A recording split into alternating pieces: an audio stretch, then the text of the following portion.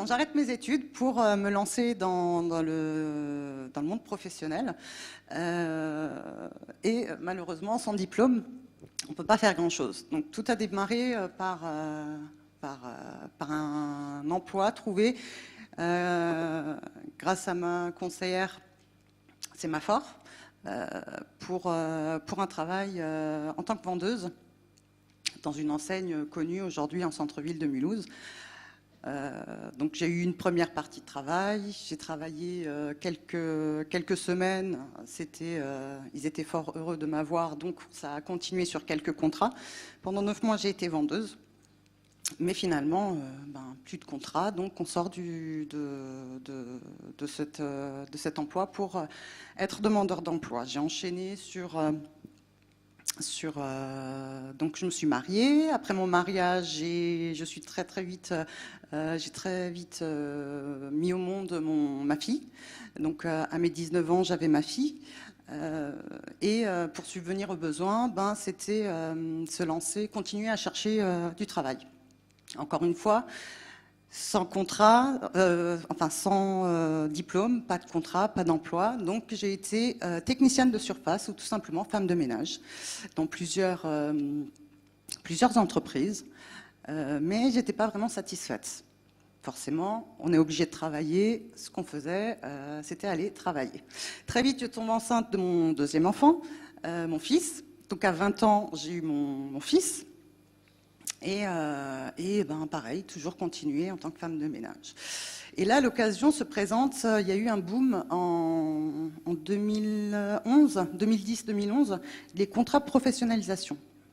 Donc j'ai bénéficié d'un contrat de professionnalisation quand j'étais inscrite en tant que demandeur d'emploi pour aller travailler chez Peugeot. Donc j'ai été chez Peugeot en contrat de professionnalisation pendant une année. Donc j'étais à la chaîne.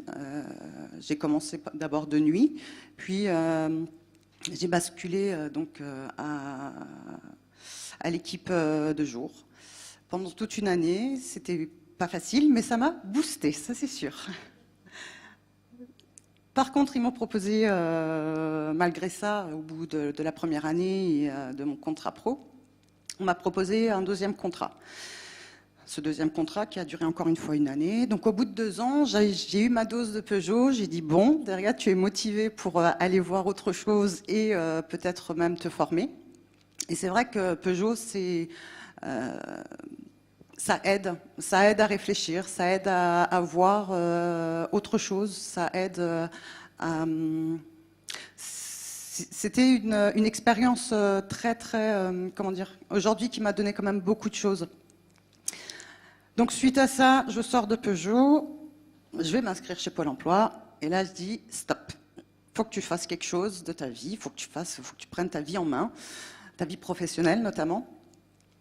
Et là, donc quand je vois ma conseillère, premier rendez-vous, je suis décidée, je lui dis que je veux absolument reprendre mes études. Quel que soit le moyen, quelle que soit la manière, j'en ai vraiment rien à cirer des conséquences, mais je dois faire ce diplôme. Et notamment, quand on parle de diplôme, c'est le diplôme bac, donc le fameux bac. Et donc, elle m'oriente vers le GRETA.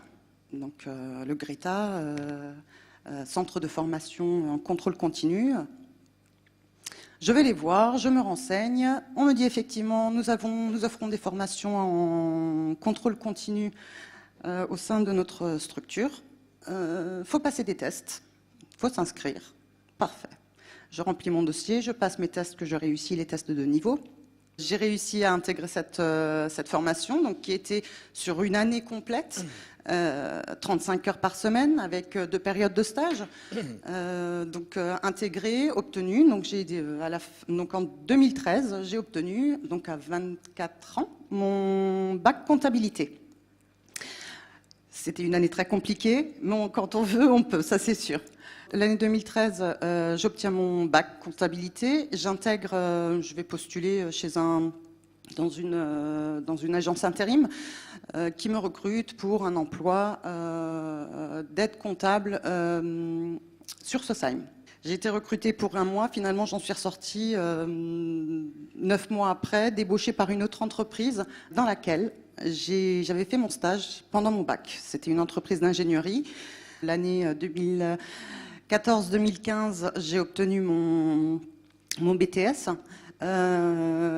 Obtenu ce BTS, donc j'ai été demandeur d'emploi. Résultat des courses, je suis suivie à la fin, à un certain moment donné, on n'a plus, enfin les droits allocation chômage prennent fin, donc mes droits avaient pris fin et j'étais au RSA. Au bout du compte, un jour, elle me laisse un message pour me dire qu'elle avait transmis mon CV à la maison de l'emploi, mais pas celui de Mulhouse, donc pas la MEF Mulhouse, mais à la MEF Vieux-Tannes.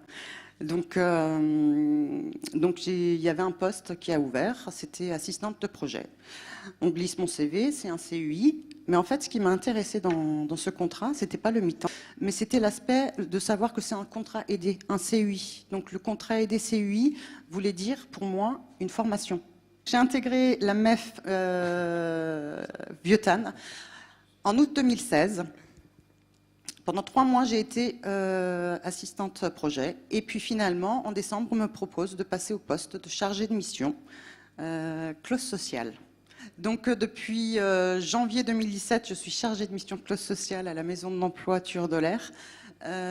J'ai été formée et par contre, il y avait quelque chose qui n'allait pas. Donc je vais revoir ma directrice en lui disant « Écoute, c'est bien beau, je suis à ce poste-là, je t'en remercie de ta confiance. » Mais moi, c'était la formation. Le contrat aidé, c'était une formation. Moi, je veux ma formation.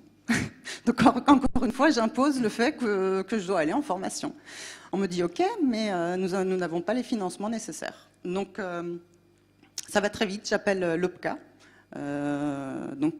organisme paritaire collecteur agréé. Et je leur expose mon problème. Je dis que je veux être en formation, que je dois aller en formation. On me dit, OK. Elle fait certains calculs, elle me dit, mince, ça ne couvre pas tout. Je dis, bon, qu'est-ce que je peux faire pour que ça couvre tout, justement, pour que cette formation soit prise en charge. Elle me dit, bon, on va faire comme ça, je vous avance une enveloppe. Donc, l'OPCA couvre entièrement, en fait, le coût de la formation.